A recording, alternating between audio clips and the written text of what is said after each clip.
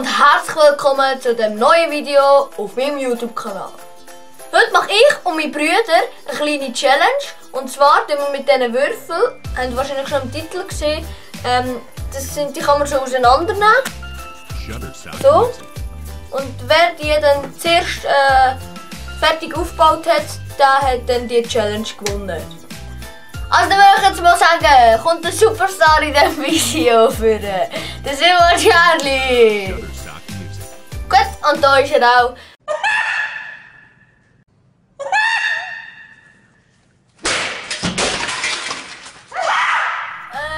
Das heisst, wir können jetzt mit der Challenge anfangen. Let's begin. So gut, also wir werden so die Challenge machen. Hier unten wird die Uhr laufen, wahrscheinlich wird es abschalten, aber hier unten seht ihr dann wahrscheinlich noch das aus dem Video. Sorry, das habe ich jetzt leider nicht reingeschnitten, weil unten dran ist das Handy und zeigt euch die Stoppuhr an. Darum nicht. Genau, dann würde ich mal sagen, 3, 2, 1, go. Oh, oh, oh, oh, oh, oh. Ja.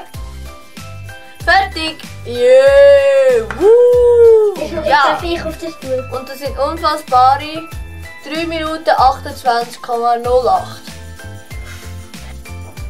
Also jetzt ist der Silvan dran.